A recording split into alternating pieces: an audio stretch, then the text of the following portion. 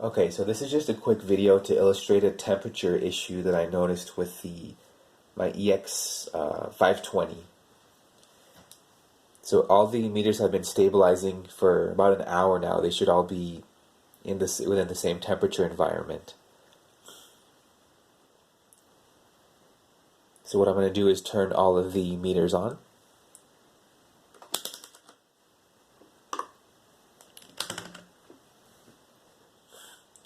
So what you'll notice is that the EX520 is reading noticeably higher than my 430 by about a little bit over 2 degrees. And it's still about 1 or 2 degrees higher than this Extech. So one thing I discovered is that the probe does have something to do with it. So if I were to remove the probes and switch them, you'll see there's a difference.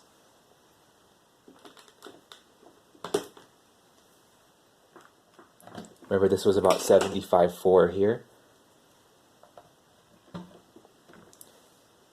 And it starts high. If you notice it starts from about 76, and it does tend to gradually fall.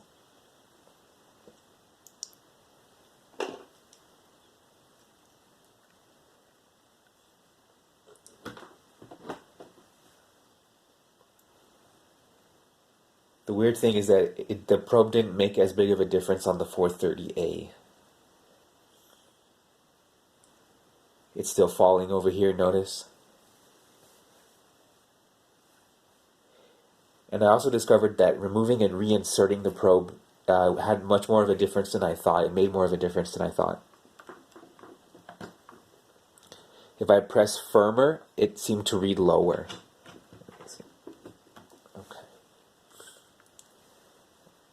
Maybe you could see that jumping around a little bit. It went to 77 for a moment.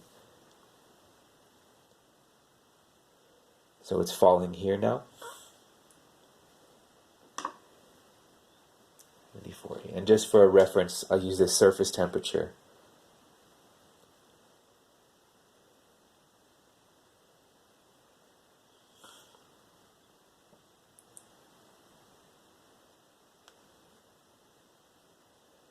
So it's somewhere around 73, 74. This one seems about fairly in spec.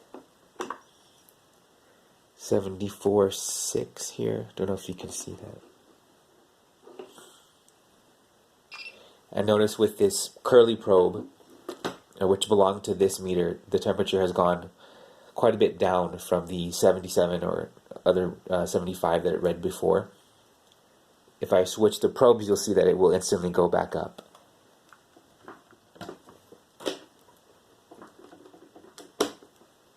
So this is the probe that it came with. So 76. It's falling a little bit, but it's still about 75.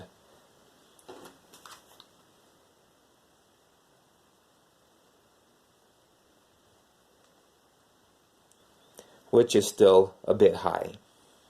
Which is where I had settled things, and I figured I would just accept that. However, I discovered that if you lightly tap the bottom here, you can get it to read very erratic values. And since this is rated for, I think, something like 2 meter drop, then this might be an actual use case scenario. And I think even if I were to do this, see, it went to 82 for a second.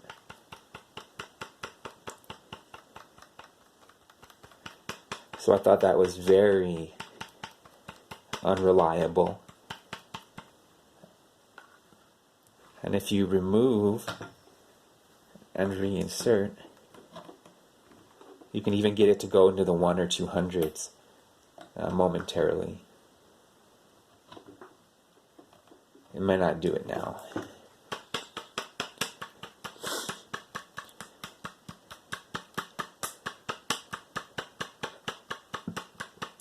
But it does jump around quite a bit. And just for reference, to be fair, I will do the same. Let me see. Let me put a probe into this one, and then attempt the same thing here. there's nowhere near the variation. Oh, I'm sorry, that's out of frame. It's not going to 80, jumping around very much. If anything, the probe wiggling would actually be air cooling it, so that 1 degree variation makes sense. And I do the same thing with this one.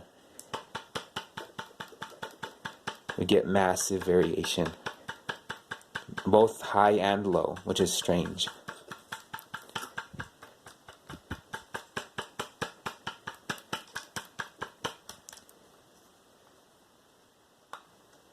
$490 for a second. You see that? 490.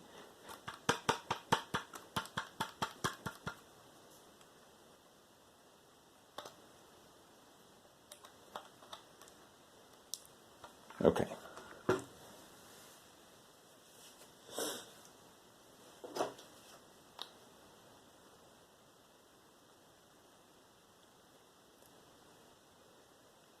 And so it's about 73.5 by this one. 75. And this, for reference, is an Extech Laser Grip 630. I don't know if you can see that. Okay. And the emissivity is set to 95 on this one, which is about average for most surfaces.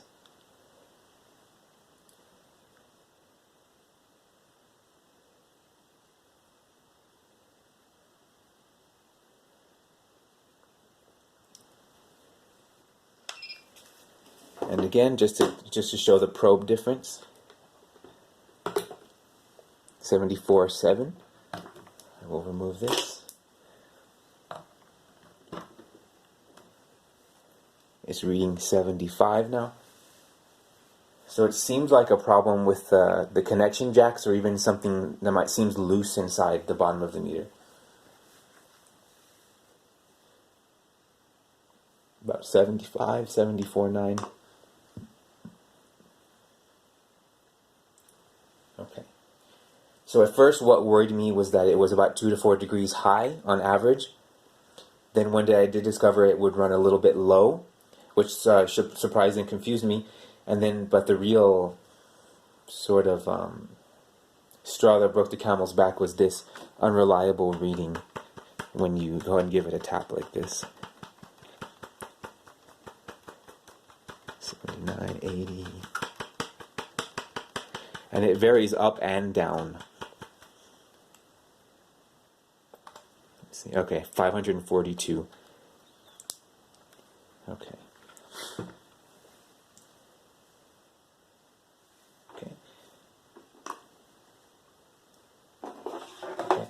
And just as a final note, I wanted to show the differences in the resistance between these thermocouples, because I do think that this thermocouple causes your meter to read high anyway, no matter, regardless of the meter.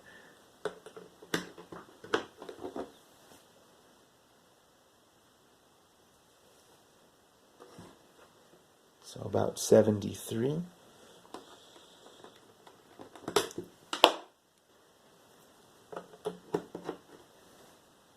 So about 72 on this one.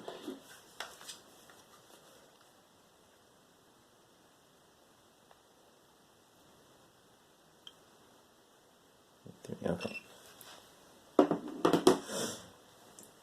So at this point it was less about the accuracy, absolute accuracy, and just down to reliability.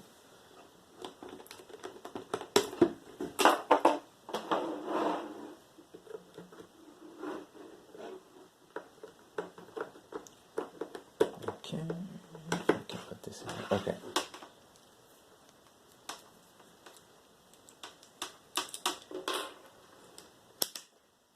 So if we briefly look at the resistance, we can take a look at, this is the probe which shipped with my 430A. And let me get that in frame.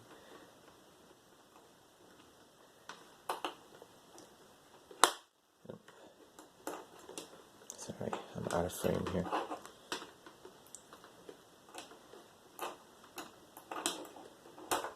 Okay, this is harder than it looks, folks. Okay, so about 13 ohms. Okay, we're about 13 ohms. So this probe, you know what? Hold on. Okay, that's odd. Alright. Huh. It's actually quite odd. Okay. So I did measure it earlier and it was reading something like 0.4 ohms. Strange that I can't recreate that.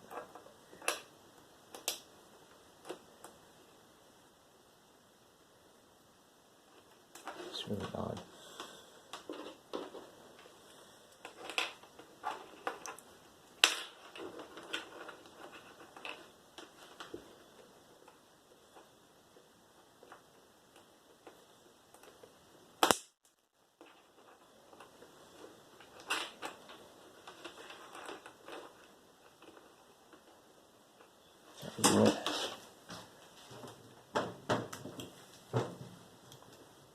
Okay. Pardon me while I get some alligator clips.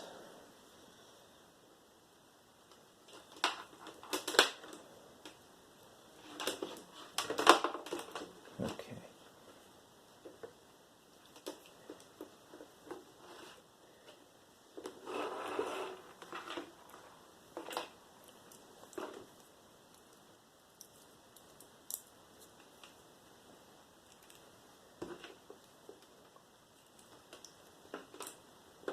Okay, so there we go. This is what I wanted to show you. The resistance on this probe, which is the one that reads high, is only about 2 ohms, 2.1. Okay, and this does appear to trace all the way up to the K-type probe itself.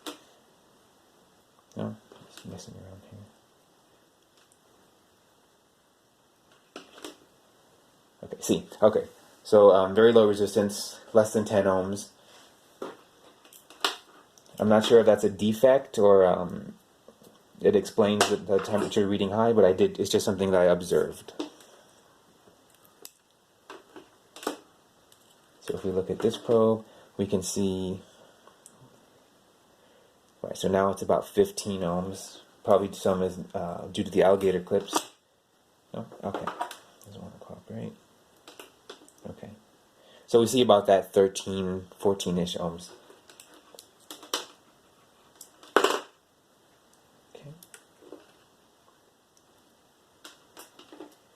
We see about 13, 14 ohms as well. So that was a major difference. It is reliable, it is reproducible. And so I think the probe is definitely unusual, so I will be sending that back as well. I wanted to point out a lady named Suzanne D. She was very helpful with getting me information on warranty repair, and as extending an offer to me to register for an RMA.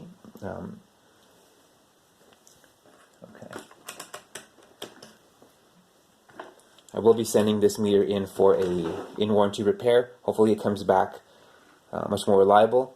I do enjoy the meter for its other functions. So I hope this was helpful to you. Thank you very much for watching, and have a nice day.